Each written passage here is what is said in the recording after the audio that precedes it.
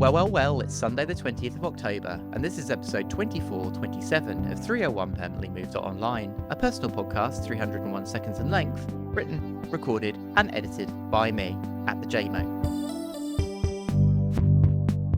A listener recently asked me a really good question. When is your audience for this? It's not something that most creators ask themselves, especially if caught up in the grind of a regular creative practice online. What dominates is a different question entirely.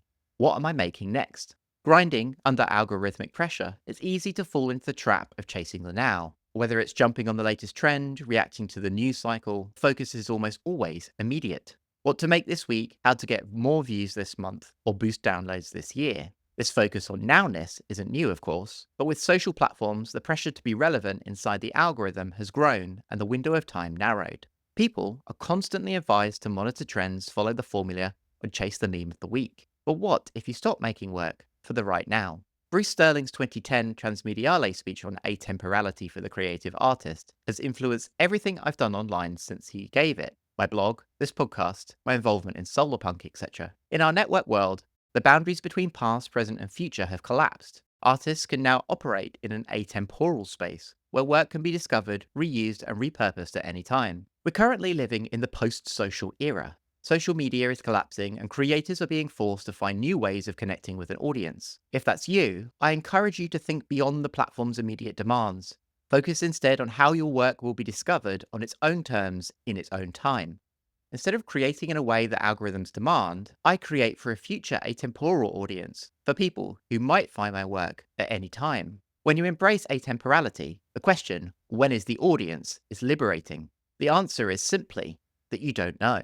You are no longer tied to hitting metrics or chasing trends. You're free to create for an audience that might not find you for months or even years. Of course, this approach requires playing a very long game. When I started blogging again, back in 2018, I had no goals, only the idea I wanted to build something on my own domain. At the time, I figured it would take about 5 years for something meaningful to emerge, and 6 years later, that's exactly what's happened. Not because I optimized for visibility, but because I gave the thing I was doing time and space to develop. The same philosophy guided this podcast. I knew it would take about 3 years before it became substantial, worthwhile, and that's what happened. Now, it is true that many people think doing something week after week without gaining an immediate huge following is madness, which is why most podcasts don't survive past episode 3. But I honestly believe you have to play a different game. An example of how this works is last year's episode of 301 about Don Quixote. Initially, it reached my regular audience, but over time, it became the most successful episode of the year. The audience wasn't immediate, it was waiting somewhere out there in the future. Similarly, episodes from 2 or 3 years ago find new relevance as cultural contexts shift. The audience wasn't present at release, they were just further down the timeline.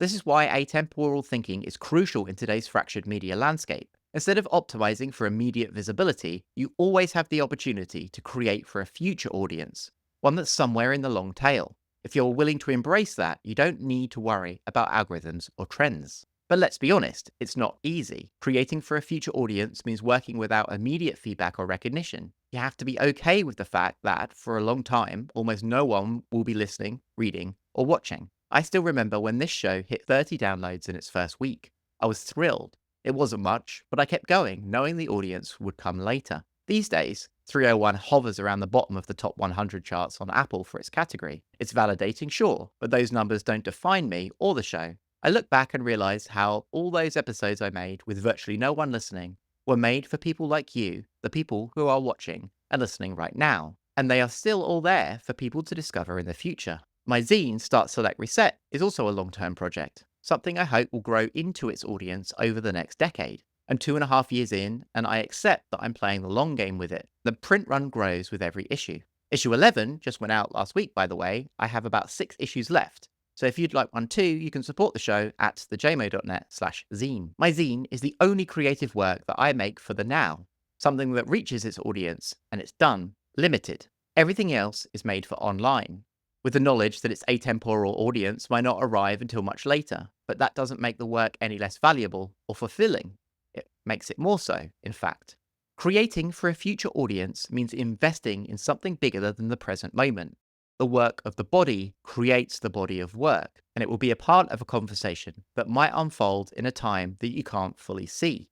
It's a long game, but I enjoy playing it.